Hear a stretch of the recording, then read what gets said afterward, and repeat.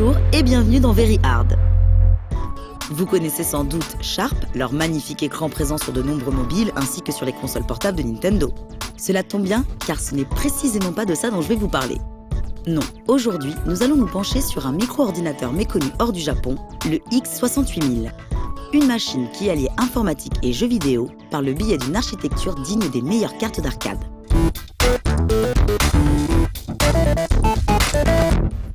Durant les années 80, le Japon vivait pratiquement en autarcie pour ce qui était du domaine de la micro-informatique. Seul le standard MSX parvint difficilement à percer en Occident et principalement en Europe par le biais de Philips. Et ce fut à cause de cette politique qu'il nous fut impossible de connaître ce qui allait devenir un des plus puissants micro-ordinateurs 1632 bits jamais conçus. Le microprocesseur 68000 de Motorola était à cette époque largement utilisé en arcade, ainsi que dans le fonctionnement de missiles RR ou des premiers TGV. Et ce fut également lui qui fut choisi pour piloter la toute nouvelle gamme de micro-ordinateurs Sharp, la gamme X68000. L'architecture 1632 bits de ce microprocesseur s'avérait pratique, moderne, puissante et disposait d'une documentation conséquente. Devenu un standard, il était employé par de nombreux constructeurs en arcade, tels que Sega, Namco, Capcom, Konami ou SNK. Mais il n'existait alors sur le marché japonais aucun ordinateur pour le programmer. À l'instar des Macintosh, Atari ST et autres Amiga, le X68000 allait donc permettre à de nombreux programmeurs japonais d'apprendre un des meilleurs langages de l'époque, l'assembleur du Motorola 68000. Pour sa sortie en 1987, Sharp décida de mettre en avant l'aspect haut de gamme de son tout nouveau micro-ordinateur. Il fut en effet présenté comme une workstation destinée à la création. Si les ingénieurs de Sharp avaient conçu le hardware, le système d'exploitation et l'interface graphique furent-elles développées par Hudson Soft. Le X68000 était doté d'une puissante capacité graphique, avec à son maximum 65 536 couleurs présentes à l'écran et d'une résolution maximale de 1024 par 1024 pixels.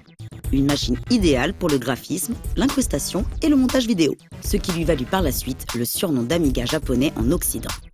Mais ce tout nouveau micro n'allait néanmoins pas en rester là.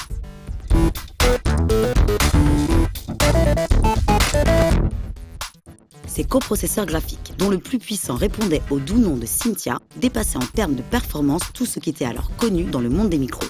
Ils étaient en effet capables de rivaliser avec la majorité des cartes d'arcade de l'époque. Au niveau des sprites, s'ils n'atteignaient pas le record de la Neo Geo, le X68000 pouvait tout de même afficher de façon hardware 128 sprites à l'écran. Un scrolling hardware sur 2 plans fut également inclus. C'est ainsi que l'on retrouva un grand nombre de jeux d'arcade adaptés sur la machine de Sharp, comme Afterburner 2, Castlevania, Parodius, Thunderblade, Pac-Mania, Space Harrier, Gradius 2, pour n'en citer que quelques-uns. Ce qui contrasta fortement avec la Logitech habituelle des micros japonais constitués de beaucoup de jeux d'aventure, RPG ou de simulation. Des hits occidentaux comme Dungeon Master, Battle Chess, Ultima, Shuffle Puck Café, Draken, Prince of Persia furent également adaptés. Le X68000 trouva aussi sa place chez les éditeurs où il se transforma en kit de développement. Ce fut notamment le cas de Capcom qui s'en servit pour le développement de jeux CPS-1 et CPS-2. Le microprocesseur 68000 étant commun aux deux hardware, Capcom put ainsi adapter plusieurs de leurs hits comme Street Fighter 2, Ghouls and Ghosts, Strider et Final Fight. Mais malheureusement, malgré toutes ces qualités, le X68000 n'arriva jamais à conquérir un large public. Son inconvénient principal étant son prix bien trop élevé pour une simple plateforme de jeu. Et contrairement à l'Amiga, son hardware ne fit pas par la suite l'objet d'exploitation ou d'exploration aussi poussée. Le micro-ordinateur de Sharp restera dans l'histoire des jeux vidéo comme étant l'un des hardware 2D les plus puissants jamais conçus. Quelques années plus tard, on retrouva le microprocesseur 68000 dans 2 machines plus grand public, la Neo Geo et la Mega Drive. Mais ceci est une autre histoire.